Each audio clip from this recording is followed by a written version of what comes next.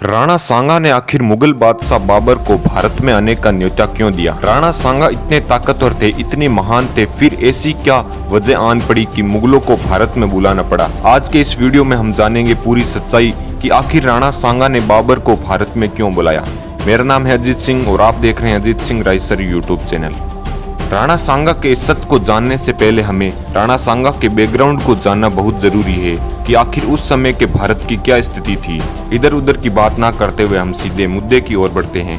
सन 1508 में सांगा मेवाड़ के राणा बनते हैं। राणा बनते ही वह आसपास के इलाकों पर हमला करने लगते हैं। सन 1518 में वह मालवा के सुल्तान महमूद खिलजी द्वितीय को जंग में हराकर गिरफ्तार कर लेते हैं और 6 महीने तक चित्तौड़ में कैद कर लेते हैं।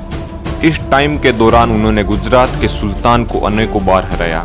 एक बार तो उन्होंने गुजरात के सुल्तान और मालवा के सुल्तान की संयुक्त सेना को हराया।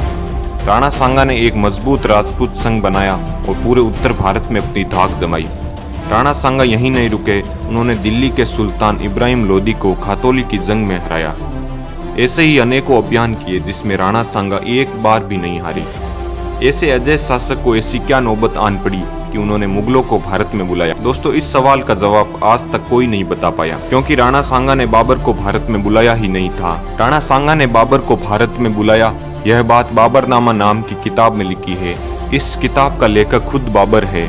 लेकिन अगर आप मेवाड़ का इतिहास उठाकर देखेंगे तो पाएंगे कि बाबर ने राणा सांगा से मदद मांगी कि मैं भारत में आऊं तो आप मेरी मदद करो युद्ध लड़ने में। आखिर सच क्या है? राणा सांगा ने बाबर को बुलाया या बाबर ने राणा सांगा से मदद मांगी? इस पर इतिहासकारों में भारी मतभेद है। लेकिन अगर आप ध्यान से इस पहलू को समझेंगे तो पाएंगे कि राणा सांगा ने दिल्ली, गुजरात तथा मालवा के सुल्तानों को हराया था। ऐसे में राणा सांगा को किसी दूसरे की मदद की क्या जरूरत आन पड़ी?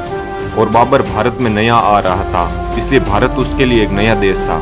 इसलिए उसने राणा सांगा से मदद मांगी कि आप मेरी मदद करो। लेकिन राणा सांगा ने बाबर को मदद करने से इनकार कर दिया। दोस्तों, आजकल के व्हाट्सएप यूनिवर्सिटीज काफ़ी तेज़ी में चल रहे हैं, इसलिए लोग किसी भी पहलू को सिर्फ एक आंख से देखते हैं। इसलिए हमें यह बताते हैं कि राणा सांगा ने बाबर को भारत में बुलाया, लेकिन सच तो कुछ और ही है। ऐसी ही इन्फॉर्मेटिव वीडियो देखने के लिए हमारे चैनल को सब्सक्राइब जरूर से करें। धन्यवाद।